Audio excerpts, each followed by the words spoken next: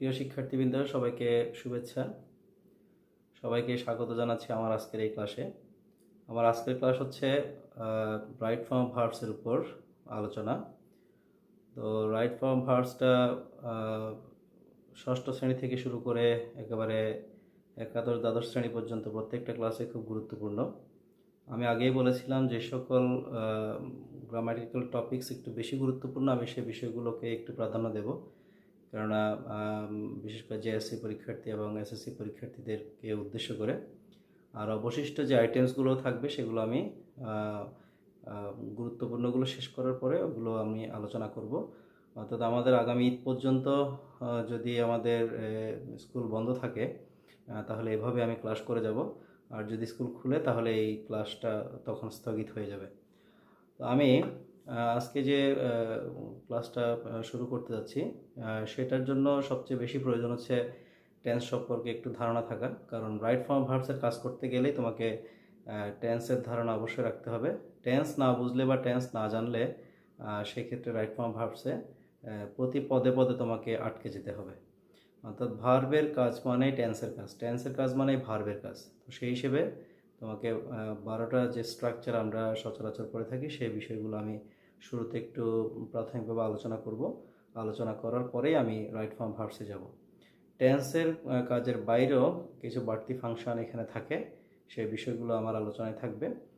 তবে হয়তো আমাকে একাধিক ক্লাসের মাধ্যমে এই রাইট ফর্ম ভার্বসের টপিক্সটা আলোচনা শেষ করতে হবে। দেখা যাক কয়টা ক্লাস লাগতে পারে। আজকে শুরু করে দিই তাহলে। চলো আমরা তাহলে প্রথমেই টেন্স সম্পর্কে একটু ধারণা নিই, তারপর আমরা আমাদের রাইট ফর্ম ভার্বসের আলোচনায় চলে যাব।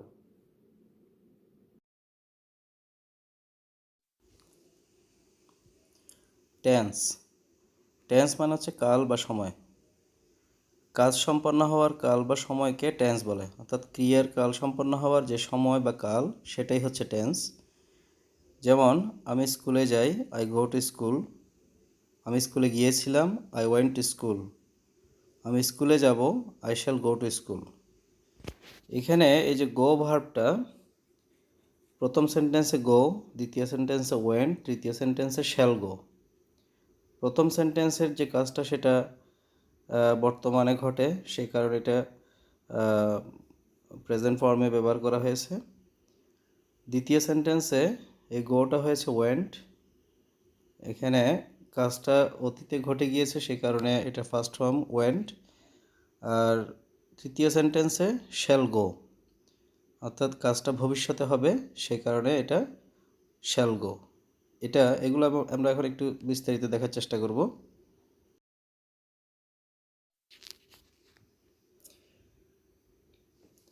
ক্লাসিফিকেশন অফ টেন্স, অর্থাৎ টেন্সের প্রকারভেদ।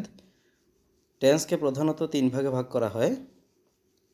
Number 1 present tense, number 2 first tense এবং নাম্বার 3 ফিউচার টেন্স। যে কাজটা বর্তমানে ঘটে সেটা প্রেজেন্ট টেন্স, যে কাজটা অতীতে ঘটে গিয়েছে সেটা ফার্স্ট টেন্স, এবং যে কাজটা ভবিষ্যতে হবে এখনও হয়নি সেটা হচ্ছে future tense.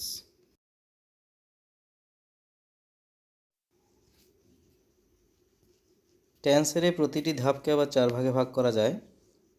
Number 1 indefinite, number 2 continuous, number 3 perfect, number 4 perfect continuous. অর্থাৎ যেই কাজটা সাধারণ অবস্থায় ঘটে থাকে সেটা হচ্ছে ইনডেফিনিট, যে কাজটা চলমান কাজ সেটা হচ্ছে কন্টিনিউয়াস, এবং যে কাজটা সবেমাত্র শেষ হয়েছে এমন বোঝায় সেটা হচ্ছে পারফেক্ট, এবং যে কাজটা একটা নির্দিষ্ট বা অনির্দিষ্ট সময়ে শুরু হয়ে চলমান অবস্থায় থাকে সেই কাজটাকে বলা হয় পারফেক্ট কন্টিনিউয়াস টেন্স। তাহলে আমরা সর্বমোট 12টি গঠন পাবো টেন্সের, 12টি রূপ। এই 12টি রূপের গঠন প্রণালী এখন আমরা দেখব উদাহরণ সহকারে। তার মধ্যে প্রথমটি হচ্ছে প্রেজেন্ট ইনডেফিনিট। এটার গঠন হচ্ছে সাবজেক্টের পরে ভি ওয়ান মানে ভার্বের প্রেজেন্ট ফর্ম, এরপর এক্সটেনশনের মধ্যে অবজেক্ট সহ থাকবে, তবে অবজেক্ট ছাড়াও সেন্টেন্স হতে পারে। অর্থাৎ অবজেক্ট থাকলে অবজেক্ট সহ যে অংশটা সেটাকে আমরা এখানে এক্সটেনশন বলবো। যেমন আই ডু মাই হোমওয়ার্ক, এটা প্রেজেন্ট ইনডেফিনিট টেন্সের গঠন অনুসারে সেন্টেন্স। বিতে আছে he does his homework. Present indefinite টেন্সের একটা নিয়ম হচ্ছে subject third person singular number হলে মূল ভার্বের সাথে এস বাই এস যুক্ত হবে। নাম্বার 2 পাস্ট ইনডেফিনিট, এটা গঠন হচ্ছে সাবজেক্টের পরে ভি টু মানে ভার্বের ফার্স্ট ফর্ম এবং এরপরে এক্সটেনশন। যেমন I did my homework last night, এখানে সাবজেক্টের পরে ডিড যেটা বসছে সেটা হচ্ছে ভার্বের ফার্স্ট ফর্ম এবং এরপরে অবজেক্টের পরে আরও কিছু বাড়তি অংশ আছে। ও অবজেক্ট হচ্ছে হোমওয়ার্ক, এরপর আছে লাস্ট নাইট। এই হোমওয়ার্ক থেকে মাই হোমওয়ার্ক থেকে শেষ পর্যন্ত যে অংশটা সেটা হচ্ছে এক্সটেনশন। নাম্বার 3 ফিউচার ইনডেফিনিট, সাবজেক্টের পরে শ্যাল বা উইল বসবে এবং এরপরে V1 অর্থাৎ ভার্ব প্রেজেন্ট ফর্ম এবং এক্সটেনশন। আর উদাহরণ যদি আমরা দেই তাহলে যেমন I shall do my homework tomorrow, he will do his homework tonight. অর্থাৎ এখানে ফার্স্ট পারসন হলে সেক্ষেত্রে আমরা শ্যাল বসাবো, সেকেন্ড পারসন এবং থার্ড পারসন হলে উইল বসাবো।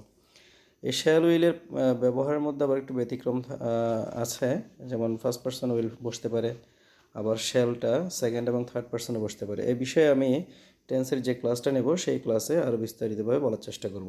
আপাতত আমরা ফার্স্ট পারসনের সাথে শ্যাল, সেকেন্ড এবং থার্ড পারসনের সাথে উইল এতটুকুই জেনে রাখি।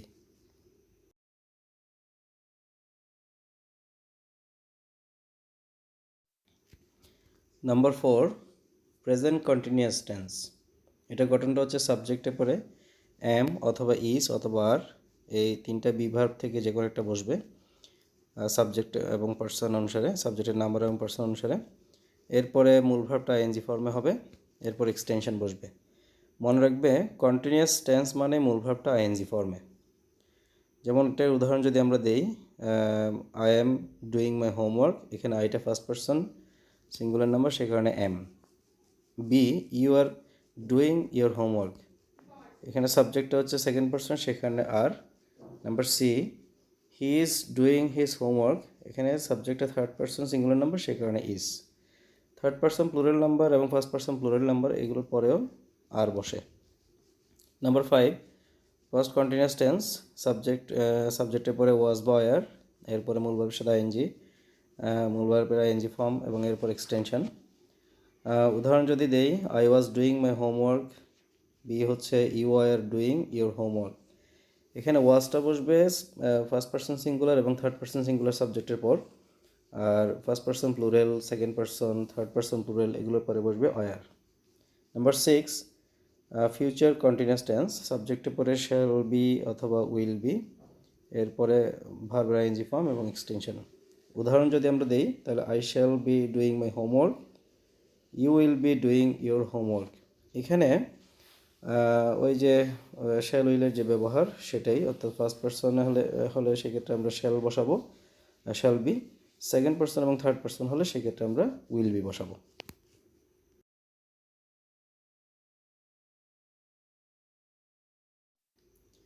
নাম্বার 7 প্রেজেন্ট পারফেক্ট টেন্স, এটা গঠন হচ্ছে সাবজেক্টের পরে হ্যাভ বা হ্যাজ, এরপরে মূল ভার্বটা V3 অর্থাৎ ফার্স্ট পার্টিসিপাল ফর্মে এবং এরপর হচ্ছে extension.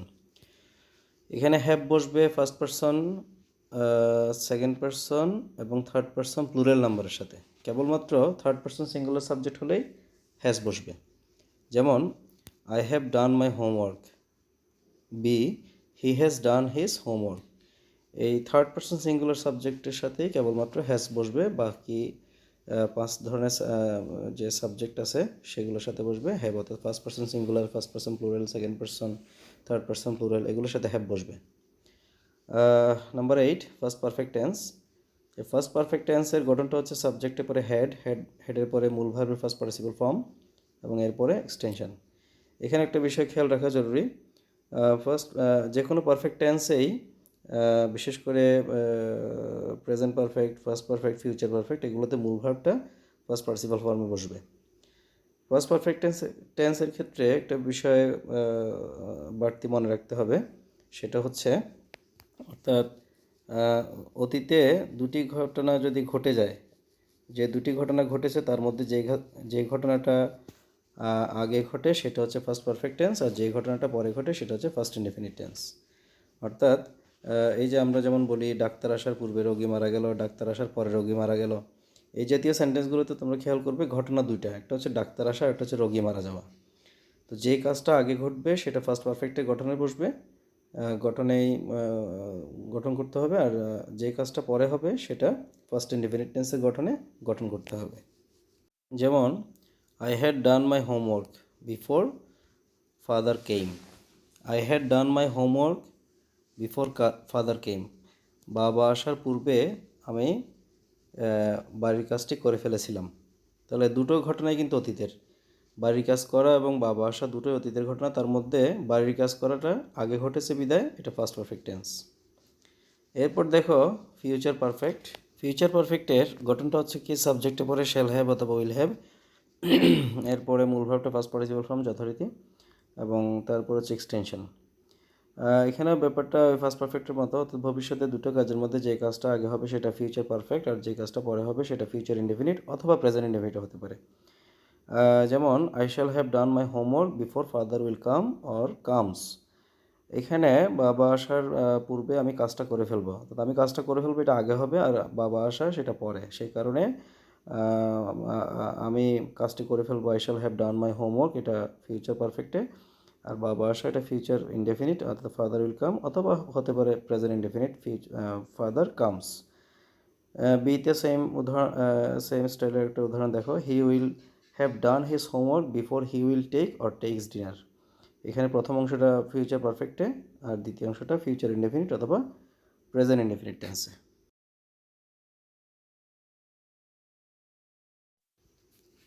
Number 10, present perfect continuous tense. Present perfect continuous টেন্সের গঠনটা হচ্ছে কি সাবজেক্টের পরে হ্যাভ বিন অথবা হ্যাজ বিন, এরপরে ভিআইএনজি এবং এরপর এক্সটেনশন। যেমন উদাহরণ যদি আমরা দিই দেখো, I have been doing my homework for an hour. He has been doing his homework since 8 PM। প্রথমত সাবজেক্টের পরে হ্যাভ বিন কখন, হ্যাজ বিন বসবে কেবলমাত্র থার্ড পারসন সিঙ্গুলার সাবজেক্টের সাথে, আর বাদ বাকি সাবজেক্টগুলোর সাথে বসবে হ্যাভ বিন। আর উদাহরণগুলোতে একটা জিনিস খেয়াল করো, প্রথম সেন্টেন্সটাতে ফর অ্যান আওয়ার, দ্বিতীয় সেন্টেন্সটাতে সিন্স 8 PM। এখানে একটা জায়গায় ফর ব্যবহার করছি আমি টাইমের আগে, একটা জায়গায় সিন্স ব্যবহার করছি টাইমের আগে। যখন ফর ব্যবহার হবে তখন বুঝতে হবে এটা আনুমানিক একটা সময় বা অনির্দিষ্ট সময়, আর যখন সিন্স বসবে তখন এটা নির্দিষ্ট সময়। তোমরা সেন্টেন্সে টাইমের পূর্বে ফর বা সিন্স দেখলে তখন চিন্তা করে নিতে পারো যে এটা পারফেক্ট কন্টিনিউয়াস টেন্স হবে। এই ক্ষেত্রে অর্থাৎ গঠনটা হবে সাবজেক্টের পরে হ্যাভ বিন অথবা হ্যাজ বিন, এরপরে মূল ভার্বের সাথে ING form. Number 11, first perfect continuous, সাবজেক্টের পরে হবে হ্যাড বিন এবং মূল ভার্বটা আইএনজি ফর্মে, এরপর এক্সটেনশন। যেমন I had been doing my homework before father came. এক্ষেত্রে সাবজেক্টে পরে হ্যাড বিন একটাই, এখানে বিকল্প কোনো অক্সিলারি ভার্ব নেই, এই হ্যাড বিনটাই সকল সাবজেক্টের সাথে বসবে। Number 12, future perfect continuous tense, এটার গঠনটা হচ্ছে সাবজেক্টে পরে শ্যাল হ্যাভ বিন অথবা উইল হ্যাভ বিন, এবং এরপরে মূল ভার্ব আইএনজি ফর্ম এবং এরপর এক্সটেনশন। যেমন I shall have doing my homework till father will come. Number B, you will have been doing your homework until I shall come back. Till আর until, পর্যন্ত বা যতক্ষণ না পর্যন্ত।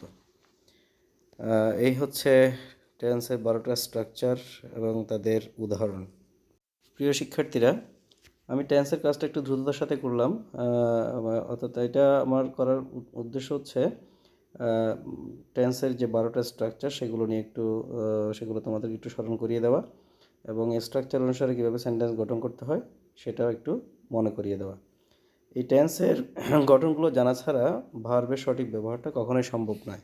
এই কারণে ভার্বের কাজ শুরু করার আগেই টেন্সটা একটু ভালো করে ঝালাই করে নিতে হবে। সো প্রিয় শিক্ষার্থীবৃন্দ, এই ছিল আমার টেন্স সম্পর্কিত আলোচনা। টেন্সটা আমি এখানে খুব বেশি আলোচনা করিনি, কারণ টেন্সের যে ক্লাসটা সেটা মূলত 6 থেকেই শুরু হয়ে থাকে। তো প্রাথমিক শাখায় হয়তো পড়ানো হয়, তবে ততটা হয়তো ডিপলি পড়ানো হয় না। আমরা ষষ্ঠ শ্রেণী থেকে বেশি করে এটাকে গুরুত্ব দিই। তো আমার এই ক্লাসগুলো মূলত অষ্টম এবং নবম দশম শ্রেণীর শিক্ষার্থীদের উদ্দেশ্যে, যার কারণে আমি টেন্সে অতটা বিস্তারিত যাইনি। তো ষষ্ঠ এবং সপ্তম শ্রেণীর কোনো শিক্ষার্থী যদি এই ক্লাস ফলো করে থাকো, তাহলে তোমাদের প্রতি পরামর্শ হবে তোমরা অবশ্যই টেন্সটা আগে ভালোভাবে পড়বে, তারপরে এই রাইট ফর্ম ভার্বসের দিকে যাবে। তো আমি এখন মূল আলোচনায় চলে যাচ্ছি আমাদের আজকের নির্ধারিত বিষয় রাইট ফর্ম ভার্বসে। আমার হয়তো তোমার টোটাল 40 থেকে 50টার মতো ছোট ছোট রুলে আমি ভাগ করে তোমাদেরকে এই নিয়মগুলো দেখাবো, এবং প্রত্যেকটা রুলের এগেনস্টে কিছু বাড়ির কাজ আমি দেবো। তোমরা রুলসগুলো পড়ার পরে যদি বাড়ির কাজগুলো সঠিকভাবে করো, আশা করি আর কোনো সমস্যা থাকবে না। তাহলে শুরু করা যাক right form verbs. Let's start.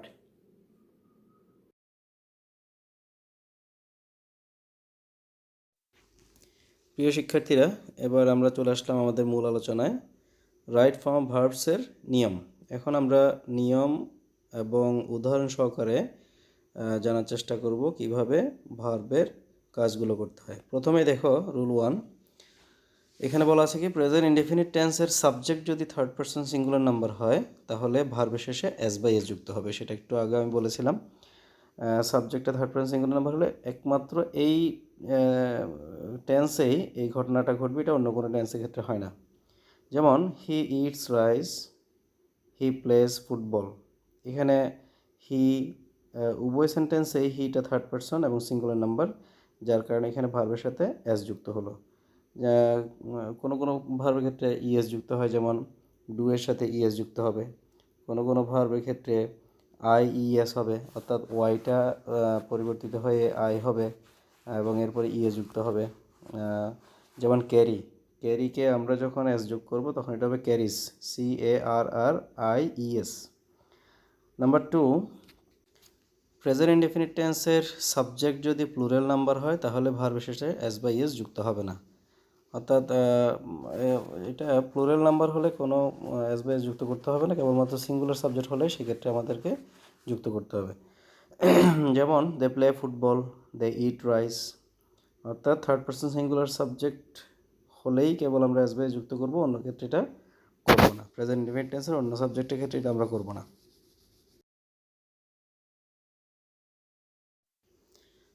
Rule 3, এই রুল 3তে বলা হচ্ছে কি প্রেজেন্ট ইনডেফিনিট টেন্সে subject third person singular number হলে এবং সেন্টেন্সটি নেগেটিভ হলে সাবজেক্টের পর ডাস নট ব্যবহার করতে হবে। অর্থাৎ আমরা যদি নেগেটিভ করি সেন্টেন্সটাকে, তাহলে সেক্ষেত্রে অর্থাৎ সাবজেক্ট থার্ড পারসন সিঙ্গুলার হলে সেক্ষেত্রে ডাস দিয়ে করবো আমরা, আর নট এই অ্যাডভার্বটা নেগেটিভ করার জন্য ব্যবহার হয়। ডাস নট, যেমন he does not go to school, Ashis does not eat rice. Rule 4, সেন্টেন্সটি ইউনিভার্সাল ট্রুথ অথবা হ্যাবিচুয়াল ফ্যাক্ট অথবা প্রভার্ব। ইউনিভার্সাল ট্রুথ চিরন্তন সত্য, হ্যাবিচুয়াল ফ্যাক্ট হচ্ছে অভ্যাসগত কাজ, আর প্রভাব হচ্ছে প্রবাদ বাক্য। এই 3 ধরনের সেন্টেন্স সর্বদা প্রেজেন্ট ইনডেফিনিট টেন্সে গঠিত হবে। যেমন the sun rises in the east, এটা একটা universal truth. My mother gets up early in the morning, এটা হচ্ছে হ্যাবিচুয়াল ফ্যাক্ট। আর নাম্বার সি, 2 and 2 make 4, এটা একটা প্রভার্ব বা প্রবাদ বাক্য।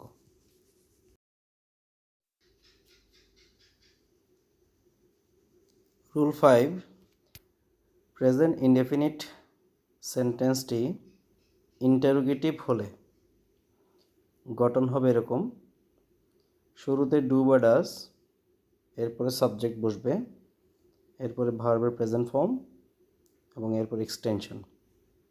অর্থাৎ শুরুতেই ডু অথবা ডাস, এখানে ডাসটা বসবে সাবজেক্ট থার্ড পারসন সিঙ্গুলার হলে, আর অন্যথায় বসবে ডু।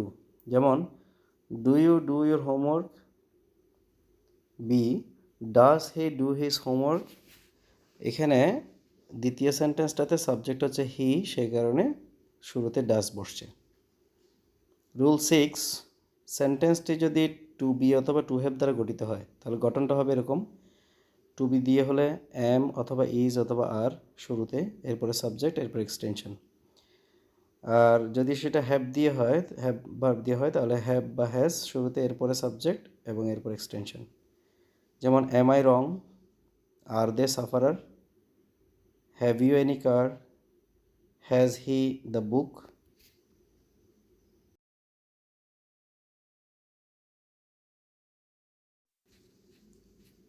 প্রিয় শিক্ষার্থীরা, এই যে যে 6টা রুল আমি আলোচনা করলাম, সেগুলোর উপর ভিত্তি করে তোমাদেরকে এই বাড়ির কাজগুলো আমি দিচ্ছি আজকে। এই কাজগুলো তোমরা বাসায় বসে করবে এবং তোমরা রুলসগুলো পড়বে, পাশাপাশি বই থেকেও তোমরা স্টাডি করতে পারো। এরপর যদি কোনো সমস্যা থাকে তাহলে তোমরা সেটা আমাকে জানাবে, আমি পরের ক্লাসে সমাধান করার চেষ্টা করব। সেন্টেন্সগুলো হচ্ছে, অর্থাৎ ব্র্যাকেটের ভিতরে যে ভার্বগুলো দেওয়া আছে সেই ভার্বগুলো নিয়ে তোমাকে কাজ করতে হবে। প্রথমটা হচ্ছে I know Billy Bob, he understand it, see he not love swinging in the park. অর্থাৎ এইখানে নট দেওয়া মানে হচ্ছে সেন্টেন্সটাকে নেগেটিভ করতে হবে।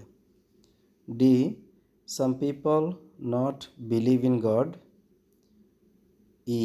My sister usually wake up at 6 a.m. F. He play cricket but his brother play football. G. Earth to be bigger than Mercury. H. The heat of the sun to be the least in the polar. I. Shaju to have any cricket bat. এটা প্রশ্নবোধক চিহ্ন, এটা প্রশ্নবোধক বাক্যে রূপান্তর করতে হবে। যেটাও সেম প্রশ্নবোধক বাক্য। Rizvi know how to swim, অর্থাৎ এগুলোকে প্রশ্নবোধক বাক্যে রূপান্তর করে প্রশ্নবোধক বাক্য আকারেই পড়তে হবে।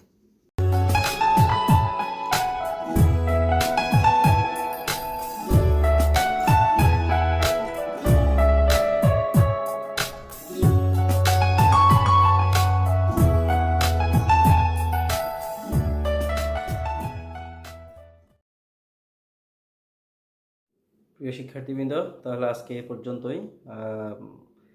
6টা রুলস দিয়েছি, 6টা রুলসের এগেনস্টে তোমাদেরকে কিছু বাড়ির কাজ দিয়েছি, সেই বাড়ির কাজগুলো তোমরা করবে এবং সবাই পরিবারের সকলকে নিয়ে সুস্থ থাকবে, ভালো থাকবে, নিরাপদে থাকবে।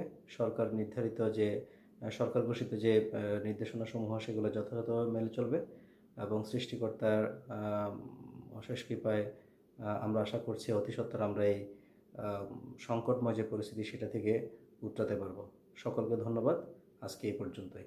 খোদা হাফেজ।